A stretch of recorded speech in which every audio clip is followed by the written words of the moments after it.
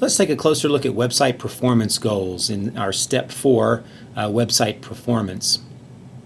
It's important to have goals for your website and not just wing it.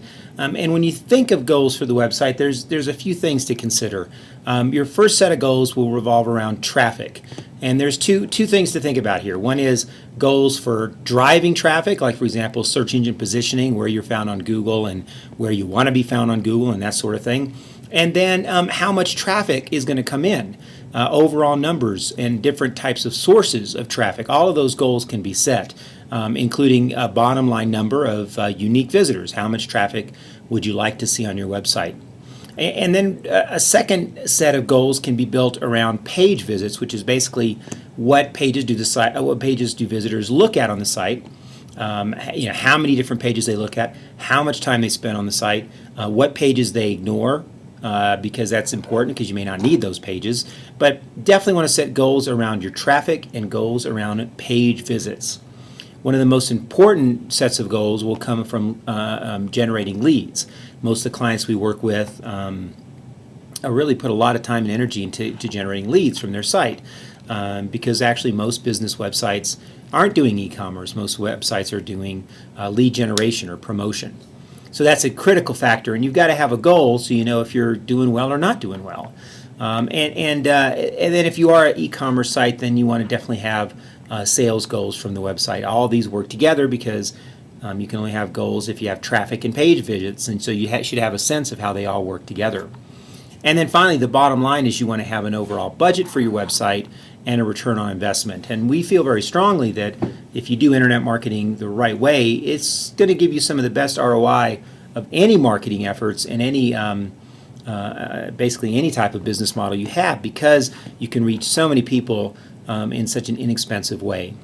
So this is kind of an overview of the types of goals you should have and a more clear definition of website performance goals. Now let's dive a little deeper into actually looking at website stats, because website stats are the way that you're going to find out if you're making your goals or not. So it's very important that you monitor your website stats. And really, stats begin with unique visitors. This is the number of people that are on your website. And I add the word here, qualified, because you can have 1 million people coming to your website, but if they have no interest in being there, then you're just wasting bandwidth. You want folks that are qualified coming to your site. And you want to measure the unique visits, and you can do this in Google Analytics, and I'll show you how Google does that in just a second. But I want to talk just briefly about the idea of a qualified visitor. And the way internet marketing works, if you do the things we talked about in this 4-step process, you will get qualified visitors, because people don't go to websites without intent or purpose. That's one of the things we've seen in user testing, is that people don't do channel surfing on the web. And if they do, it's a very small minority that does that. Most people go to a website with a specific purpose and with a specific need. So your unique visitors, for the most part, should be qualified.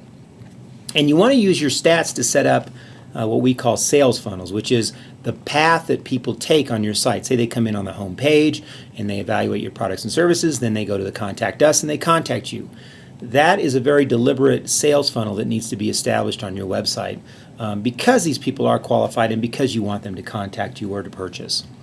And the bottom line is you've got to have Google Analytics set up to do this. Now, there are a lot of stats packages out there, but we feel like Google is the leader, and really Google is going to be the most cutting edge, because they have the money and resources to put into analytics, and they want you to use analytics so that you'll use their pay-per-click service and see the kind of ROI you can get from pay-per-click. So I'll look at Google Analytics here in just a second. But when you do set up a Google Analytics account, you'll quickly see that there are so many key indicators on your website. Each business will have its own set of unique key indicators, and you'll get a lot further than just qualified visitors. But find out what works best for you and tie it back into your strategy, and then you can make the best use of Google Analytics. Let's take a look at a Google Analytics page for one of our clients. I've taken the client name out of here, but you can get a sense of a lot of really interesting things on this slide. For example, this is the dashboard for analytics, and you'll see a menu system on the left, and you'll see basically what everyone needs to know about their website right there in the middle of the page. I will point out that one of the key indicators here is the bounce rate. This site's 33%. That's a pretty decent bounce rate. You want your bounce rate under 50%. And once again, a bounce rate is people that come to the site and leave immediately. So if you take a look at this dashboard, you'll see that Google does a great job of giving you a very brief overview of the number of visitors, what they're doing on the site, how quickly they leave, how long they stay. And the map overlay on the bottom right, you'll see what countries they come from, and you'll get a nice overview. You should be looking at this data on a regular basis. Let's dig a little deeper into the navigation system of Google Analytics, and you can see exactly what it is that they look at. If you look at the traffic sources, you'll see that you can see everywhere that people are coming to your site. You can see if they come from search engines, if they come from typing your URL in, if they come from other websites. You can evaluate what kind of keywords they use to find your site. All of this is great data.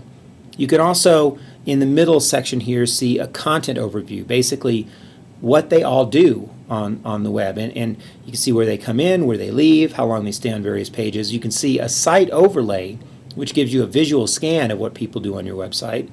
And then you can also, in the third section here, see goals.